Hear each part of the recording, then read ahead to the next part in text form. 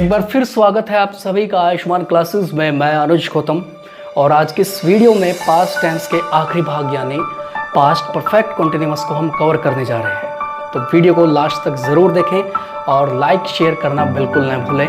साथ ही यदि चैनल पर नए हैं तो चैनल को सब्सक्राइब आप ज़रूर कर दें और इस बेल आइकन को आप ज़रूर दबा दें ताकि आने वाली वीडियो का नोटिफिकेशन आपको सबसे पहले मिले। तो चलिए शुरू करते हैं आज का टॉपिक पास्ट परफेक्ट कंटिन्यूअस।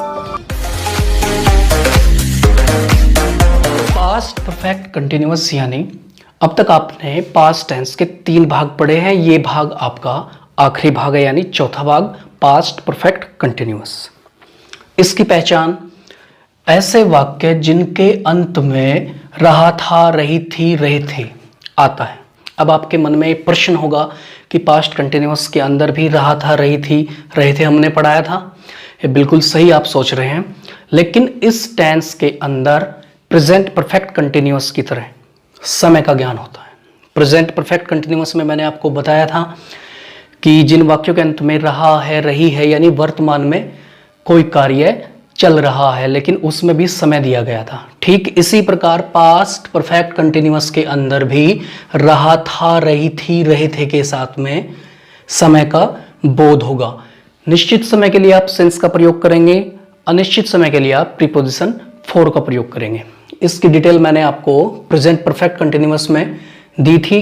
निश्चित समय कौन से होते हैं और अनिश्चित समय कौन से होते हैं। फिर भी मैं स्क्रीन पर जो आप देख रहे हैं इन्हें आप नोट कर लीजिए। निश्चित समय और अनिश्चित समय ये आपके बहुत काम आएंगे। तो चलिए फॉर्मूला देखते हैं और जिस सीक्वेंस से हम सेंटेंसेस करते हैं अफर्मेटिव, नेगेटिव, उसके बाद इंटरोगेटिव, उसी तरीके से यहाँ पे मैंने फॉर्मूले लिखे हुए हैं। तो अफर्मेटिव के लिए सिंगुलर और प्लूरल दोनों सब्जेक्ट के साथ आप एक ही हेल्पिंग वर्ब का प्रयोग करेंगे। कहने का मतलब है आप एक ही फॉर्मूले का प्रयोग करेंगे। चलिए देखते हैं। सिंगुलर प्लूरल के लिए सब्जेक्ट आपकी जो हेल्पिंग वर्ब होगी वो हैड बीन, और जैसा कि ये कंटिन्यूअस टेंस है, कंटिन्यूअस की खास बात रही है कि वर्ब की जो फर्स्ट फॉर्म होती है उसके अंत में आप आईएनजी लगा देंगे। तो subject had been, first form में आईएनजी, उसके बाद ऑब्जेक्ट और उसके बाद समय के अनुसार सिंस या फॉर का प्रयोग आप करेंगे। तो ये हुआ आपका अफर्मेटिव सेंटेंस।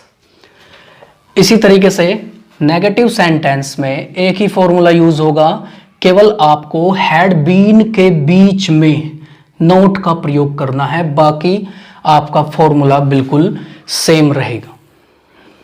तो subject had not been, verb की फर्स्ट फॉर्म में आईएनजी, ऑब्जेक्ट और उसके बाद सिंस या फॉर का प्रयोग आप करेंगे। सबसे इंपॉर्टेंट बात, किसी भी कंटिन्यूअस टेंस के अंदर नेवर का प्रयोग नहीं होता है, ये आप ध्यान रखेंगे। तो इसके बाद आपका फॉर्मूला आता है इंटरोगेटिव फर्स्ट टाइप। इंटरोगेटिव को 2 भागों में डिवाइड किया जाता है। फर्स्ट टाइप जो वाक्य क्या से शुरू होते हैं, और सेकंड टाइप जिनके बीच में प्रश्न सूचक शब्द आते हैं। तो फर्स्ट टाइप का फॉर्मूला देखिए आप। जैसा कि आप जानते हैं कि यदि हेल्पिंग वर्ब को वाक्य के शुरू में लगा देते हैं तो वो फर्स्ट टाइप का फॉर्मूला बन जाता है। देखिए अगर इस हेड को उठाकर मैं यहाँ रख दूं तो आपका फॉर्मूला फर्स्ट टाइप यानी इंटरोगेटिव फर्स्ट टाइप का बन जाएगा। कैसे? हैड यहाँ पे आ जाएगा तो हैड से शुरुआत होगी, उसके बाद सब्जेक्ट और इस नोट को हम ब्रैकेट के अंदर रख लेंगे। यदि इंटरोगेटिव वाक्य नेगेटिव होगा तो आप नोट का प्रयोग करेंगे, अदरवाइज नहीं।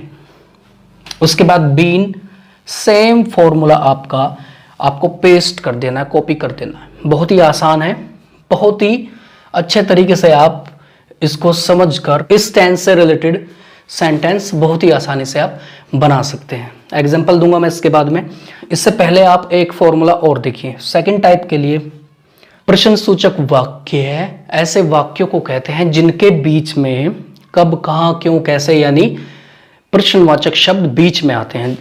लेकिन जब आप इनकी इंग्लिश बनाते हैं या इंग्लिश में ट्रांसलेट करते हैं तो इस प्रश्न सूचक शब्द की अंग्रेजी वाक्य के शुरुआत में आपको लगानी होती है, और इसे हमने कॉमन नाम दिया है WH, क्योंकि मोस्टली जो क्वेश्चन वर्ड्स हैं वो WH से ही शुरू होते हैं।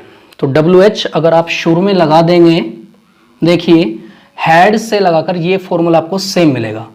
तो कहने का मतलब है अगर फर्स्ट टाइप फॉर्मूले के सामने आप WH वर्ड जोड़ देते हैं तो ये आपका इंटेरोगेटिव सेकंड टाइप का फॉर्मूला बन जाएगा। तो बहुत ही आसान टेंस है, बहुत ही आसानी से आप इसको कर सकते हैं। रहा था, रही थी, रहते, समय का ज्ञान, और हेल्पिंग वर्ब इसकी हैड बीन। इसमें कोई स्पेशली ऐसी बात नहीं है कि जो आपको डिफिकल्ट लगे। इस तरीके से आप सीक्वेंस वाइज इसको याद कर सकते हैं, समझ सकते हैं। अब मैं कुछ सेंटेंसेस आपको दूंगा अफर्मेटिव, नेगेटिव, फर्स्ट टाइप और सेकंड टाइप का, तो उसको देखकर आप बहुत ही आसानी से किसी भी प्रकार का सेंटेंस बना सकते हैं। तो चलिए देखते हैं इससे रिलेटेड एग्जांपल्स। ध्यान से देखिए इस एग्जांपल को। वह 2 घंटे से पढ़ रहा था। रहा था ये पास्ट कंटिन्यूअस की भी पहचान है, लेकिन इस टेंस में समय का बोध हो रहा है 2 घंटे से, जो कि एक अनिश्चित समय है। यानी पास्ट टेंस के अंदर कार्य चल रहा था किसी समय से, तो इसमें टाइम भी दिया हुआ है, तो ये वाक्य पास्ट परफेक्ट कंटिन्यूअस के अंदर आएगा। तो ये फॉर्मूला आपको उसमें अप्लाई करना है। वह आपका सब्जेक्ट है, ही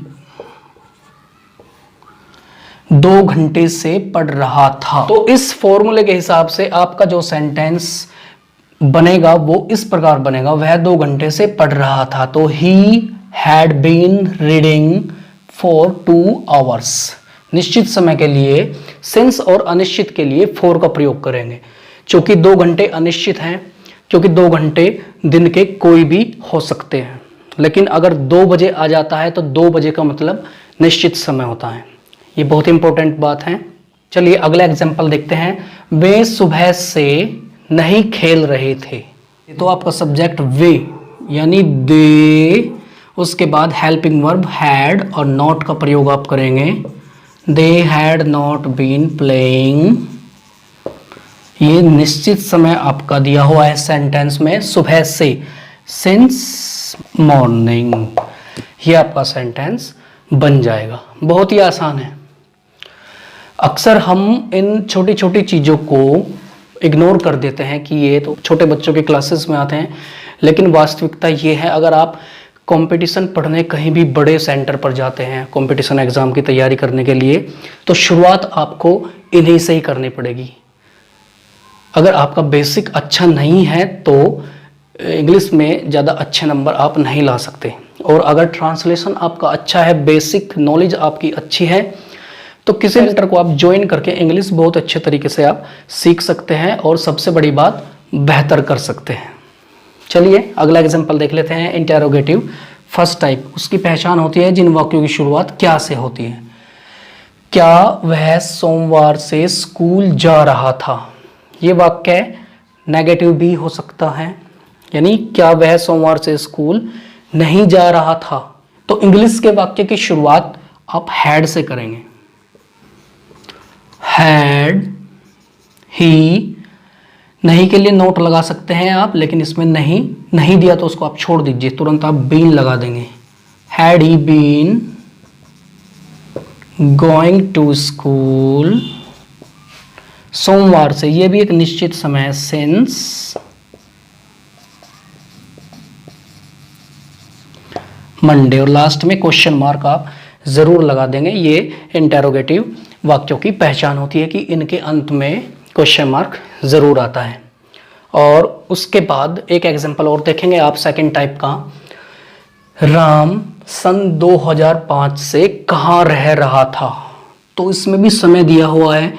आप ध्यान से देखिए हर सेंटेंसेस को, हर सेंटेंस में एक समय दिया हुआ है, वो निश्चित भी हो सकता है और अनिश्चित भी हो सकता है। दोनों में से कोई भी समय आपको वाक्य में दिया जा सकता है। तो आखिरी एग्जांपल देखिए आप। राम सन 2005 से कहाँ रह रहा था।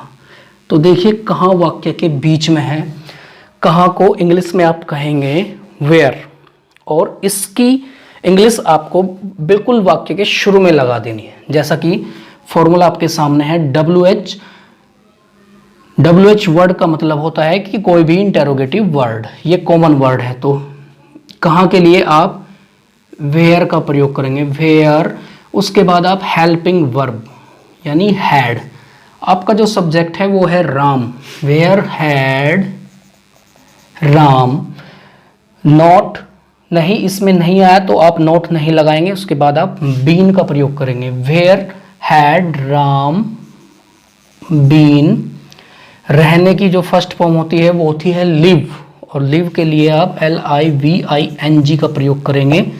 लिव के बाद में ई आता है तो ई हटाकर आप ING लगाएंगे, where had Ram been living. और चूंकि सन 2005 एक निश्चित समय है और निश्चित समय के लिए आप सिंस का प्रयोग करेंगे, where had Ram been living since 2005, और लास्ट में क्वेश्चन मार्क। तो इस फॉर्मूले को याद करके किसी भी सेंटेंस को आप बहुत आसानी से बना सकते हैं, लेकिन ध्यान से हर वीडियो को आपको देखना पड़ेगा। और मैं बिल्कुल आपको ये चीज़ दावे के साथ कहता हूं कि वीडियो देखने के बाद में अगर ध्यान से आप वीडियो देख लेते हैं तो इंग्लिश आपके लिए डिफ़िकल्ट बिल्कुल भी नहीं रहेगी। तो ऐसे स्टूडेंट जिनके मन में नेगेटिव थॉट्स हैं इंग्लिश ग्रामर के प्रति, जो हार मानकर बैठ गए हैं, तो उनके लिए स्पेशली मेरा ये चैनल है। डिटेल में पढ़ाने का उद्देश्य यही है कि ऐसे स्टूडेंट जिनके मन में नेगेटिव थॉट्स हैं इंग्लिश ग्रामर के प्रति वो दूर हो सके। मैं विश्वास दिलाता हूँ इंग्लिश बहुत ही आसान है। लगातार अगर आप चैनल से ऐसे ही जुड़े रहेंगे तो आप देखेंगे कि इंग्लिश आपके लिए कितनी आसान हो जाएगी।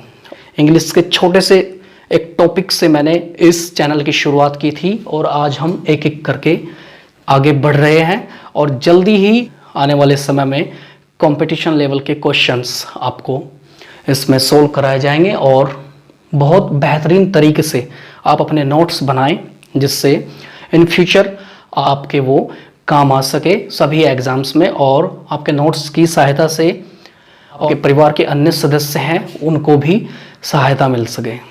तो ये था आज का हमारा tense, past perfect continuous tense, और इसी टेंस के साथ पास्ट टेंस की समाप्ति होती है। और मैं उम्मीद करता हूँ कि पास्ट की ये सीरीज़ आपको बहुत अच्छे तरीके से याद हो गई होगी, समझ में आपकी ये पूरा कंसेप्ट आ गया होगा। वीडियो अगर अच्छी लग रही है आपको तो वीडियो लाइक कर सकते हैं, शेयर कर सकते हैं, और यदि पहली बार इस चैनल पर आप आए हैं तो चैनल को आप सब्सक्राइब ज़रूर करें। साथ ही इस बेल आइकन को भी आप दबा दें जिससे आने वाली वीडियो का नोटिफिकेशन आपको मिल जाए और आप घर बैठकर अपना समय बचाएं और अच्छे तरीके से आप तैयारी कर सकें। तो मिलते हैं फिर अगली वीडियो में, अपना ख्याल रखिए, नमस्कार।